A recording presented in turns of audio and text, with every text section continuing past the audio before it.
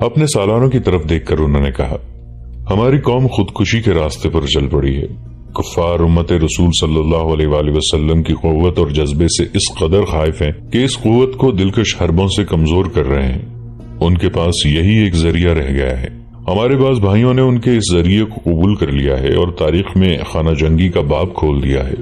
اگر ہم نے اس باب کو یہیں بند نہ کیا تو میں مستقبل کو جہاں تک دیکھ سکتا ہوں، مجھے امت رسول اللہ خانہ جنگی سے خودکشی کرتی نظر آتی ہے۔ کفار آج کے دور کی طرح مالی اور جنگی امداد دے دے کر امت کو آپس میں لڑاتے رہیں گے۔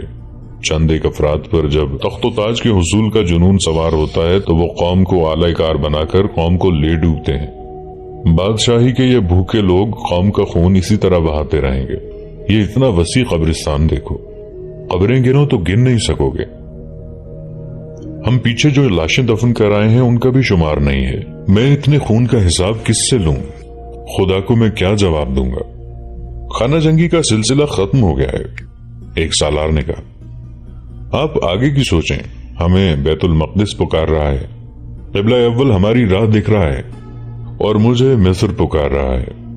سلطان ایوبی نے گھوڑا چلایا اور کہنے لگے، وہاں سے بڑی تشویشناک خبریں آ رہی ہیں۔ وہاں میرا قائم مقام میرا بھائی ہے، وہ مجھے پریشانی سے بچانے کے لیے حالات کی سنگینی مجھ سے چھپا رہا ہے۔ علی بن سفیان اور کوتوال غیاس بلبیس بھی مجھے تفصیل کی کوئی بات نہیں بتا رہے، صرف اتنی خبر بھیجتے ہیں کہ دشمن کی زمین دوست تخریبی سرگرمیاں جاری ہیں۔ ان کا سدباب کیا جا رہا ہے۔ پرسوں کے قاصد نے بتایا ہے کہ قاہرہ میں تخریب کاری زور پکڑتی جا رہی ہے۔ معلوم ہوتا ہے شیخ سنان کو ہم نے اسیات سے بے دخل کر دیا ہے، مگر اس کا قاتل گروہ قاہرہ میں سرگرم ہے۔ 2 کماندار ایسے طریقے سے قتل ہو گئے ہیں کہ ان کے جسموں پر زخم اور چوٹ کا کوئی نشان نہیں۔ مرنے کے بعد لاشوں کی حالت سے یہ بھی پتہ نہیں چلتا کہ زہر دیا گیا تھا۔ یہ حشیشین کا خاص طریقہ ہے۔ تو کیا آپ فوج کو یہیں رہنے دیں گے یا ساتھ لے جائیں گے؟ ایک سالار نے کہا، اس کے متعلق میں نے ابھی فیصلہ نہیں کیا۔ سلطان ایوبی نے کہا، شاید کچھ نفری ساتھ لے جاؤں، فوج کی ضرورت یہاں زیادہ ہے۔ صلیبیوں نے مصر میں تخریب کاری اسی لیے تیز کر دی ہے کہ میں فلسطین کی طرف پیش قدمی کرنے کی بجائے مصر چلا جاؤں۔ میں ان کی یہ خواہش پوری نہیں ہونے دوں گا، البتہ میرا مصر جانا ضروری ہے۔ سلطان ایوبی کے خدشے بے بنیاد نہیں تھے۔ صلیبیوں کی ذہنیت اور عزائم کو ان سے بڑھ کر اور کوئی نہیں سمجھ سکتا تھا۔ اس وقت جب وہ قبرستان سے فاتحہ پڑھ کر اپنے جنگی ہیڈ کوارٹر کی طرف جا رہے تھے، شیخ سنان ٹریپولی پہنچ چکا تھا۔ آپ کو ہم بتا چکے ہیں کہ حسن بن صباح کے بعد اس فرقے کے جس پیر و مرشد نے شہرت حاصل کی وہ شیخ سنان تھا۔ یہ شخص حشیشین یعنی فدائیوں کا سربراہ تھا۔ سلطان ایوبی اور صلیبیوں کی جنگوں کے دوران فدائیوں کا قاتل گروہ شیخ سنان کی زیر قیادت بہت ہی زیادہ سرگرم ہو گیا تھا۔ سلطان ایوبی پر متعدد بار قاتلانہ حملے کیے گئے اور ہر حملے کا انجام یہ ہوا کہ قاتل مارے گئے اور جو بچے وہ پکڑے گئے۔ صلیبیوں نے شیخ سنان کو اسیاد نام کا ایک قلعہ دے رکھا تھا جو مئی 1176 میں سلطان ایوبی نے محاصرے میں لے کر شیخ سنان سے ہتھیار ڈلوائے اور اس سے قلعہ خالی کرا کے اسے بخش دیا تھا۔ اس محاصرے کی تفصیلات آپ کو سنائی جا چکی ہیں۔ شیخ سنان جون 1176 عیسوی کے ایک روز تریپولی یعنی لبنان پہنچا۔ اس کے ساتھ اس کے فدائی اور فوج تھی، کسی کے پاس کوئی ہتھیار نہیں تھا۔ سلطان ایوبی نے انہیں نہتہ کر کے رخصت کیا تھا۔ تریپولی اور گرد و نواح کا وسیع علاقہ ایک صلیبی حکمران ریمانڈ کے قبضے میں تھا۔ شیخ سنان اس کے پاس پہنچا اور پناہ مانگی۔ 2 روز بعد ریمانڈ نے ادھر ادھر سے 2 صلیبی بادشاہوں اور کمانڈروں کو تریپولی بلایا تاکہ سلطان ایوبی کے خلاف آئندہ لائے عمل تیار کیا جائے۔ صلیبیوں کی انٹیلیجنس کا ماہر ڈائریکٹر جرمن نیاد ہرمن بھی اس کانفرنس میں موجود تھا۔ آپ مجھے اس بنا پر نہیں کہہ سکتے کہ میں سلطان صلاح الدین ایوبی سے شکست کھا کر آیا ہوں، شیخ سنان نے صلیبیوں کی اس کانفرنس میں کہا۔ آپ جانتے ہیں کہ ہم فوج کی طرح نہیں لڑ سکتے۔ سلطان ایوبی کا مقابلہ تمہاری فوج بھی نہیں کر سکتی۔ میرے فدائی اس کے محاصرے میں کیسے لڑ سکتے ہیں؟ ضرورت یہ ہے کہ آپ نے سلطان ایوبی کے دشمن مسلمان امارا کو اپنی فوجیں دیں، وہ سب مل کر بھی اس کے سامنے نہیں ٹھہر سکے۔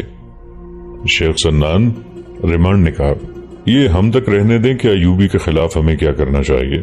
ہم آپ کو یہ بتانا چاہتے ہیں کہ آپ نے اس کے قتل کے لیے جو 4 آدمی بھیجے تھے وہ بھی ناکام ہو گئے، مارے گئے اور پکڑے گئے ہیں۔ صلاح الدین ایوبی پر آپ کا ایک بھی قاتلانہ حملہ کامیاب نہیں ہوا۔ اس سے یہ ظاہر ہوتا ہے کہ آپ اپنے بیکار آدمی بھیجتے رہے ہیں جن کے مر جانے یا گرفتار ہو جانے سے آپ کو کوئی فرق نہیں پڑتا تھا۔ ہم آپ کو جو مرات اور رقم دیتے رہے وہ ضائع ہو گئی۔ صرف ایک صلاح الدین کے قتل نہ ہونے سے آپ کی رقم ضائع نہیں ہوئی؟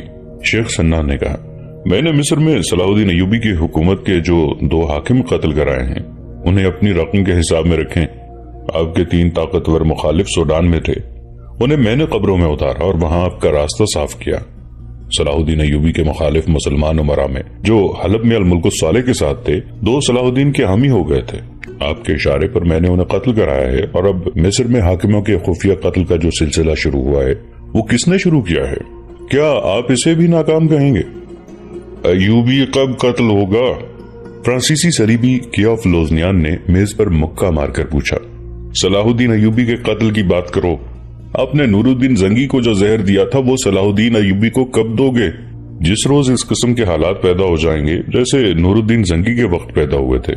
شیخ سنان نے کہا، زنگی زلزلے کی تباہ کاریوں کے متاثرین کی امداد کے لیے اکیلا بھاگتا دوڑتا رہتا تھا، نہ اسے کوئی ہوش تھا نہ اس کے عملے کو کہ اس کے لیے جو کھانا پکتا ہے وہ کون پکاتا ہے اور کوئی اس کی نگرانی بھی کرتا ہے یا نہیں۔ اس موقع سے میرے ان آدمیوں نے جو میں نے آپ کے کہنے پر اس کے قتل کے لیے بھیج رکھے تھے فائدہ اٹھایا اور اس کے کھانے میں وہ زہر ملا دیا جو گلے کی بیماری بن گیا اور وہ 3-4 دنوں بعد مر گیا۔ اس کے طبیب آج بھی کہتے ہیں کہ نور الدین زنگی خناق سے مرا ہے، مگر صلاح الدین کے کھانے تک پہنچنا ممکن نہیں۔ کیا آپ اس باورچی کو نہیں خرید سکتے جو اس کا کھانا پکاتا ہے؟ ایک اعلیٰ کمانڈر نے پوچھا۔ اس کا جواب ہمارا دوست ہرمن دے سکتا ہے، شیخ سنان نے کہا اور ہرمن کی طرف دیکھ کر مسکرایا۔ ہرمن جرمنی کا رہنے والا تھا، علی بن سفیان کی طرح جاسوسی اور سرغ رسانی کا ماہر تھا، تخریب کاری اور کردار کشی میں خصوصی مہارت رکھتا تھا۔ مصر میں سلطان ایوبی کے خلاف جو سازشیں اور وسیع پیمانے پر ایک بغاوت ہوئی تھی وہ اسی نے کرائی تھی۔ سلطان ایوبی کے ان 2-4 اعلیٰ حکام کو بھی ہرمن نے اس کے خلاف کر دیا تھا جو سلطان ایوبی کے معتمد تھے۔ وہ مسلمان حکام اور عوام کی نفسیات اور کمزوریوں کو خوب سمجھتا تھا اور انہیں استعمال کرنے کا فن جانتا تھا۔ اسے ایک صلیبی بادشاہ فلپ آگسٹس اپنے ساتھ لایا تھا۔ وہ سوڈان، مصر اور عرب کے ہر حصے کی زبان مقامی لب و لہجے سے بول سکتا تھا۔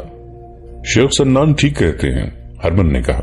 اس سوال کا جواب مجھے دینا چاہیے کہ سلطان ایوبی کے باورچی کو کیوں نہیں خریدا جا سکتا؟ اگر صلاح الدین ایوبی پر ہوتا تو وہ اب تک زہر سے مارا جا چکا ہوتا۔ وہ اس بات کی پرواہ نہیں کرتا کہ اس کے کھانے کی کسی نے نگرانی کی ہے یا نہیں، اس نے اپنی جان کو خدا کے سپرد کر رکھا ہے۔ اس عقیدے کا وہ پکا ہے کہ اس کی موت کا جو دن مقرر ہے اس روز اسے اپنی جان خدا کے حضور پیش کرنی ہے اور اسے کوئی انسان روک نہیں سکتا۔ اس کے محافظ دستے کا کمانڈر، خفیہ محکمے کا ایک ذمہ دار آدمی اور اس کا ایک معتمد خاص اس کا کھانا کھا کر دیکھتے ہیں۔ بعض اوقات طبیب آ جاتا ہے اور وہ بھی کھانا دیکھتا ہے۔ اس اتنی کڑی نگرانی کے علاوہ دوسری دشواری یہ ہے کہ صلاح الدین ایوبی کے باورچی اور دیگر تمام ملازم اس کے مرید ہیں۔ ان کے دلوں میں اس کی اندھی عقیدت ہے۔ ایوبی انہیں اپنے نوکر نہیں سمجھتا، ان کے ساتھ دوستوں اور بھائیوں جیسا سلوک کرتا ہے۔ پوری طرح جائزہ لیا جا چکا ہے۔ صلاح الدین کے اس ذاتی حلقے میں سے کسی کو خریدنا یا اس حلقے میں اپنا کوئی آدمی داخل کرنا ممکن نہیں۔ اس کے پاس افراد ایسے ہیں جو اس کے گرد حصار کھینچے ہوئے ہیں۔ یہ ہیں علی بن سفیان، غیاث بلبیس، حسن بن عبداللہ اور زاہدان۔ یہ سب اتنے ماہر سراغ رساں ہیں کہ ان کی نظریں انسان کے ضمیر اور روح تک کو بھی دیکھ لیتی ہیں۔ اسلام کا خاتمہ، فلپ آگسٹس نے کہا۔ میں 100 بار کہہ چکا ہوں کہ ہمیں اسلام کا خاتمہ کرنا ہے۔ یہ ایسا مذہب ہے جو انسان کی روح کو قبضے میں لے لیتا ہے۔ جس کسی نے اسلام کو اپنی روح میں اتار لیا اسے دنیا کی کوئی طاقت شکست نہیں دے سکتی۔ آپ سب نے دیکھ لیا ہے کہ سلطان صلاح الدین کے گرد جن مسلمانوں کا گھیرا ہے وہ مذہب کے اتنے پکے ہیں کہ تم زر و جواہرات سے اور اتنی خوبصورت لڑکیوں سے ان کا گھیرا نہیں توڑ سکتے۔ وہ مسلمان کچے ایمان کے ہیں جنہیں تم خرید لیتے ہو، انہوں نے اسلام کو اپنی روح میں نہیں اترنے دیا۔ تم نے دیکھا ہے کہ ہمارے کتنے بڑے بڑے لشکروں کو سلطان صلاح الدین ایوبی کے کتنے تھوڑے تھوڑے سپاہیوں نے کتنا نقصان پہنچایا ہے۔ جہاں ہمارے گھوڑے تھکن اور پیاس سے رہ جاتے ہیں وہاں صلاح الدین ایوبی کے سپاہی تھکن اور پیاس سے بے نیاز رہتے ہیں۔ اس قوت کو یہ لوگ ایمان کہتے ہیں۔ ہمیں ان کا ایمان کمزور کرنا ہے ہرمن۔ ان کے 1-2 امراء یا اعلیٰ حکام کو ہاتھ میں لینا بے شک ضروری ہے، اس سے آپ نے بہت فائدہ اٹھایا ہے، لیکن کوئی ایسا طریقہ اختیار کرو جس سے اس قوم کے دل میں اپنے مذہب کے خلاف بیزاری پیدا ہو جائے۔ پختہ عمر کے آدمیوں کے نظریات بدلنا آسان نہیں ہوتا۔ ان کی نسل کو بچپن اور لڑکپن میں اپنا نشانہ بنا لو۔ کچے ذہن کو تم اپنے سانچے میں ڈال سکتے ہو، ان کے حیوانی جذبے کو بھڑکاؤ۔ یہودی یہی کام کر رہے ہیں۔ ہرمن نے کہا، اور اس محاذ پر ہیں جو کچھ کہہ رہا ہوں اس کے نتائج آہستہ آہستہ سامنے آ رہے ہیں۔ ایک دن یا چند ایک دنوں میں آپ کسی کے نظریات اور عقیدے نہیں بدل سکتے، اس عمل میں وقت لگتا ہے، ایک دور گزر جاتا ہے، یہ عمل جاری رہنا چاہیے۔ فلپ آگسٹس نے کہا، میں یہ توقع نہیں رکھوں گا کہ نتائج ہماری زندگی میں سامنے آئیں۔ مجھے پوری امید ہے کہ ہم نے کردار کشی کا یہ عمل جاری رکھا تو وہ وقت آئے گا کہ مسلمان برائے نام مسلمان رہ جائیں گے، ان کے ہاں مذہبی فرائض محض رسمی بن جائیں گے اور ان پر ہمارا رنگ چڑھ جائے گا، ان کی سوچوں پر صلیب غالب آ جائے گی۔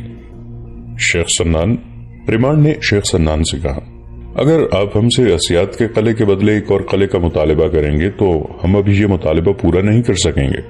ہمارا معاہدہ قائم رہے گا، قلعے کے سوا دوسری تمام مراعات آپ کو حاصل رہیں گی۔ اگر آپ ان مراعات اور مالی وظیفوں کو برقرار رکھنا چاہتے ہیں تو قاہرہ میں اور خصوصاً تمام تر مصر میں صلاح الدین ایوبی کی فوج اور انتظامیہ کی اہم شخصیتوں کا قتل جاری رکھیں اور سلطان ایوبی کے قتل کی بھی کوشش جاری رکھیں۔ سلطان کے قتل کے متعلق میں آپ کو صاف بتا دیتا ہوں، میں اس میں کوئی آدمی ضائع نہیں کروں گا، شیخ سنان نے کہا۔ اس شخص کا قتل ممکن نظر نہیں آتا، میں بڑے قیمتی فدائی ضائع کر چکا ہوں، مجھے یہ کہنے کی بھی اجازت نہیں کہ سلطان صلاح الدین ایوبی نے مجھے نئی زندگی دی ہے۔ میں نے اس کے آگے ہتھیار ڈالے تو مجھے یہ توقع تھی کہ میں نے اس پر جتنے قاتلانہ حملے کرائے ہیں ان کا انتقام لینے کے لیے وہ مجھے اور میرے چیدہ فدائیوں کو قتل کر دے گا، لیکن اس نے میری اور میرے آدمیوں کی جان بخشی کر دی ہے۔ میں تو سمجھتا تھا کہ وہ ہمیں دھوکہ دے رہا ہے، جو ہی ہم پیٹ پیچھے پھیریں گے وہ ہم پر تیروں کا می مرسا دے گا یا ہم پر گھوڑے دوڑا دے گا۔